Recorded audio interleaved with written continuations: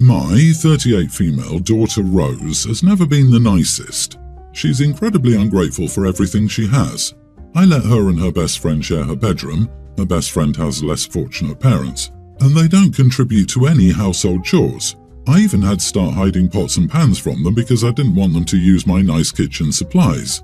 Her room is constantly a mess despite my many attempts to get her to straighten up. 4 months ago, I told her that she needed to find a place to put some old pageant dresses she had been keeping in the garage. That stuff is taking up too much space. She said she didn't have free space anywhere in her room. Then I told her she had 2 weeks to do something with them or I will. She didn't touch them. One morning after 2 weeks, I burned her dresses with our trash. My daughter came outside and immediately started shouting at me not to touch her stuff and said I was crazy, etc. I told her I was sorry, but that I told her that she needed to do something with them, and she had 4 months to do so. She said this was the last straw and made a long Snapchat post about how tired she is of how I treated her. I told my other daughter, Corey, 23, who showed the post to me, that a few weeks after Rose went back to school, I was going to move Rose's room into storage. Rose learned about this last month and told me I was being unfair and a coward for not telling her myself. I didn't respond. I was so hurt and upset that my daughter would talk about me negatively online, I couldn't talk to her anymore. I asked my husband to tell her that I was waiting on an apology from her before I spoke to her again. After my husband told her, Rose came and got her things. The day after, Rose posted another lengthy rant about what a sad excuse of a mother I was on Facebook. She said she won't talk to me unless I went to therapy. I'm beginning to think I may be the idiot for kicking her out. Her reaction was intense, but she is my daughter.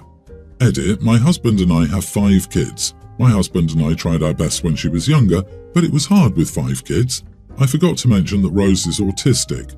Because of this, she's always been very difficult to communicate with, and I've tried my best over the years, but it is possible I was going about it wrong.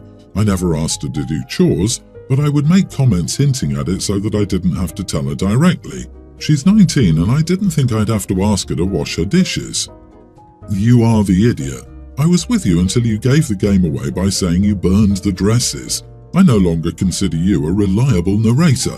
I no longer believe your account of events and that your daughter is as bad as you say. But if she is, hey, she was raised by a spiteful woman who burns dresses instead of, I don't know, dropping them off at a Goodwill?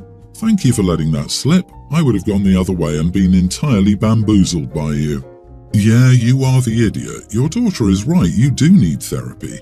You start by trashing your daughter, announce you burned her possessions, and follow up by throwing a tantrum, planning your revenge, and putting your husband and your other daughter in the middle. Then end by demanding an apology when she posts about it. Unholy main character syndrome, your whole story just reeks of it. Why do I have a feeling you were one of those pageant moms who used your kid to get attention you thought you deserved? Pageant dresses. She probably burned a small fortune. Forcing an autistic child to do pageants is something beyond unethical.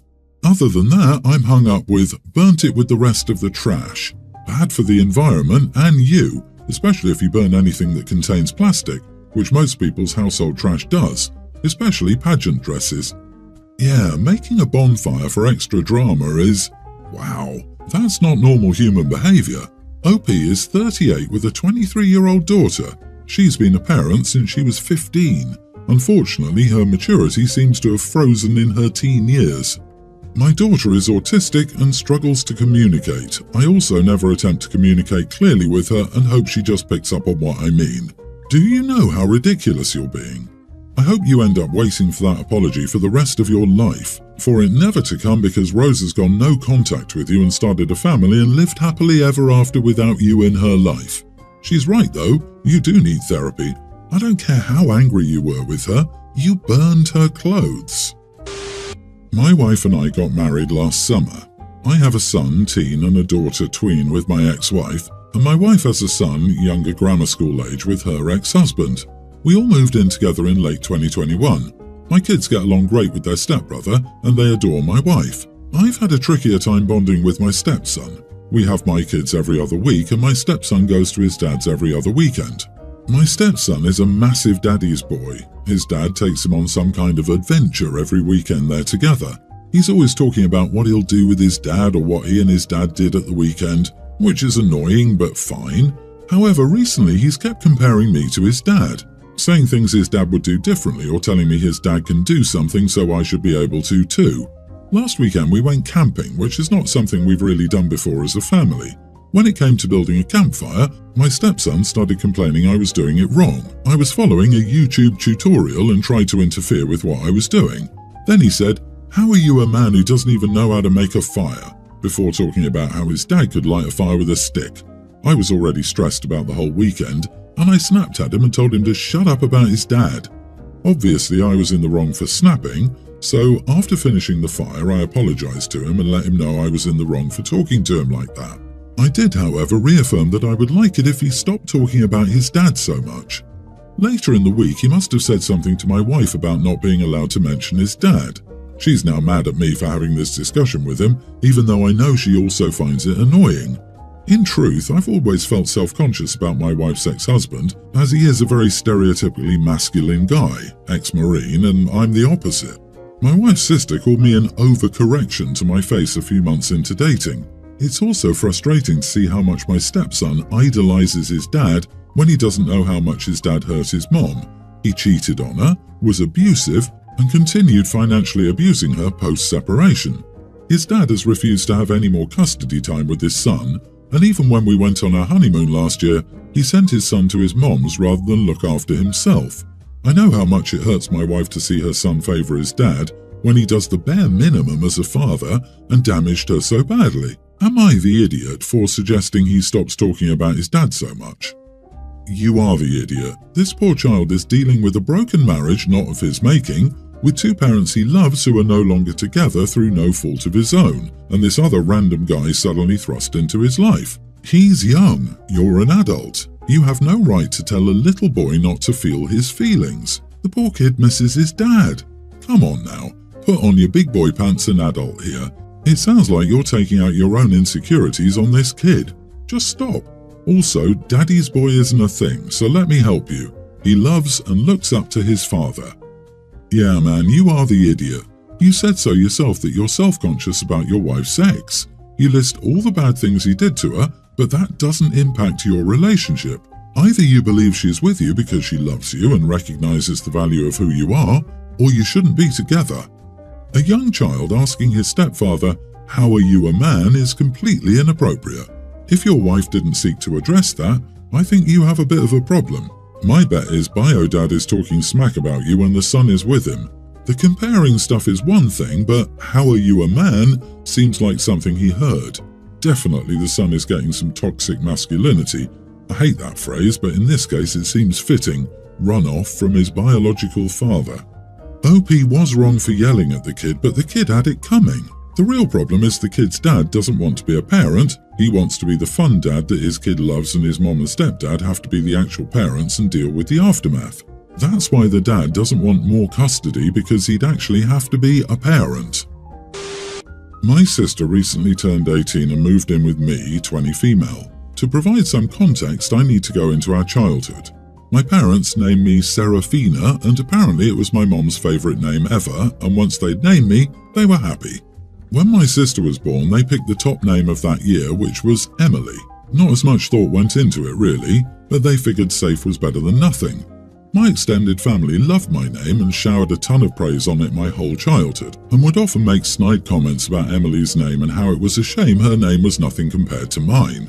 Some would even ask our parents why they ran out of really beautiful names after just me, and my mom and dad would sit and laugh it off. All of this was happening when Emily could hear. Often praise around my name came with praise for how pretty I was and how my name suited me that way. She never got that kind of praise or positive attention at all. A beautiful name for a beautiful girl and all of that. I would tell them to stop bringing it up around Emily, and I was ignored. I'd tell her that her name was pretty too, and that she shouldn't listen to our family. It chipped away at her confidence, at her self-esteem. When I turned 18 and moved out, I made sure Em had a safe space with me. It helped, but she still felt unsupported and like the family didn't like her very much. When she turned 18 a couple of months ago, she moved in with me and cut ties with our family. I've helped her find a therapist and reminded her daily that she is important and loved, and that our family were idiots for always overlooking her and tearing her down to lift me up in her presence. Our extended family invited us to a family wedding only a week ago. Em didn't want to go and neither did I, so I RSVP'd no. This led to contact from a few of them saying Em is always at these things and I should stop hiding her from them. I told them Em is none of their concern anymore and to leave us alone. They told me Em is their daughter, granddaughter or niece and that I have no right to say she's none of their concern. She will always be their concern. I told them they had 18 years to value her and they tore her down and ignored me when I said that what they were saying and allowing others to say was mean. Then they accused me of causing trouble because of what I said. Am I the idiot? Not the idiot. Your family can reach out and can work on the stuff that happened, but they can't make any demands. Also, your family is so weird for tearing down a child because she was named Emily. What the heck? Emily is rather a lovely name. Your family gave a crap over a name she didn't choose, and your parents just laughed it off? That is really crappy and really sad. Is she an affair baby? What a horrible way to mess her up. OP, you sound like my big sister. If they want to be in her life, they have to earn their place. Your sister decides how much she wants them in her life. Sometimes the best way to love someone is to cut them out of your life. Forgiveness doesn't equal allowing the hurt to continue. Forgiveness is setting boundaries, communicating them and defending them. If your family cannot respect these boundaries, they have not earned forgiveness or a place in your sister's life. Honestly, it's amazing that OP has managed to maintain this trusting relationship with Emily despite being the golden child, scapegoat shtick from the entire family. They should both be super proud of seeing through that and choosing each other instead of their toxic family doing everything possible to make them resent each other. I lost my mom 2 years ago when I was a young teen. Before that, I lived primarily with her and saw my father one weekend a month because he lived several hours from me. He's been married to Charlotte for years and they have 6 kids under the age of 10. When Mom died, I moved in with them, unfortunately, and life became pretty rough. I'm an atheist and Charlotte and my father are some type of Christian. They go to this small church with a big emphasis on everyone taking part. I am forced to attend. But recently I was asked not to come back because I don't pray, I don't engage in services, and I was also not involved in the youth service stuff they had for kids and teens. They don't like having someone who never prays, so my father was told it was best if I didn't return. Charlotte is angry. She is not okay with me living with them and not attending, and she told me to pray. I told her no. I told her I've never prayed a day in my life and I won't start just for her. She told me I was setting a bad example for her children, and I told her I didn't care, that her beliefs were not mine, and that I was not sitting there talking to myself or addressing someone I didn't believe in. I told her she couldn't make me religious, and the sooner she accepted that, the better. She told me I was a sinner and I should be ashamed of myself for speaking to her and about the family religion that way. Am I the idiot? Edit, my father and I are not close. He is no help to me. I don't have the option to talk anything over with him. My mom didn't have much family and I have no way to contact the one relative I do know. My plan is to get as far away from them as I can when I'm 18. I go to a Christian school now and I do not trust any of the teachers or staff members there because I'm a pet project to them. Not the idiot. You have every right to believe or not to believe in whatever you want. If Charlotte's faith is so fragile and she's so worried her brainwashing of her kids will crack because one person they're around doesn't actively participate, then her faith isn't that strong to begin with. It's not like you're going out of your way to bash or disrespect them. Honey, you're a teen and likely still depending on your father and his wife. If you continue this way, it will be wise to prepare an exit plan. Money, papers, possibly a job, a place to stay, etc. are all things you will need. I don't know if you can be kicked out before 18. You can judge the risk best and whether playing along for a while might be better. Absolutely this. You are certainly in the right. Prayer and religion in general should never be a requirement. However, your stepmother does seem like the type to kick you out over religion. Start preparing now. Hopefully you will have until 18, but you never know. Make and save money if at all possible, so you have an exit strategy, or consider playing along until you can support yourself. A sucky option, but it may be necessary. Use all this as motivation in the meantime because you certainly won't be able to rely on them in the future. Get good grades to get scholarships if you can, or start looking into trade schools. Anything you can do to get ahead now. The best revenge will be a successful future without them. Good luck to you, and I wish you the best. Our parents were always very active people and encouraged us to be very active as well. Most of my siblings and I thrived in this lifestyle, but one of our brothers hated it. I'll call him Tom. Tom hated being outside, exercising, heat, wildlife, etc.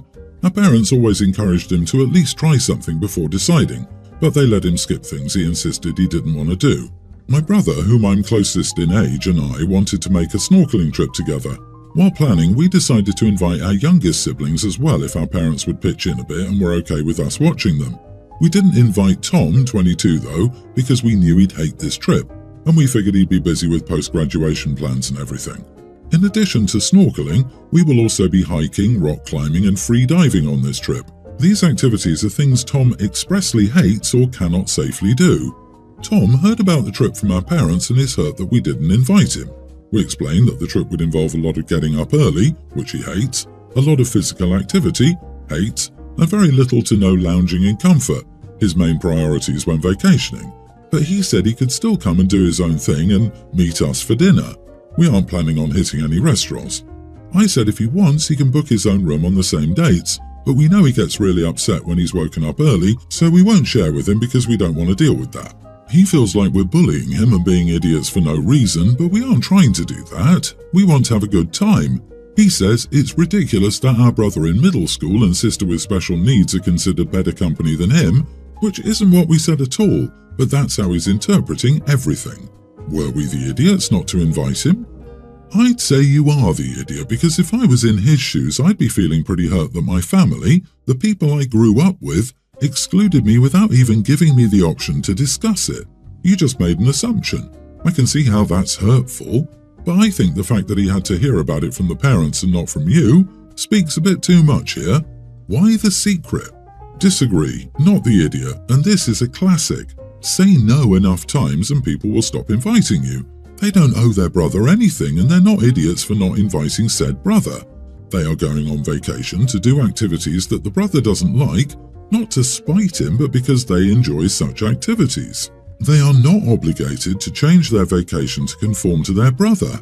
Heck, in my opinion, they were more than graceful in their explanation to him. I wouldn't have been as tactful.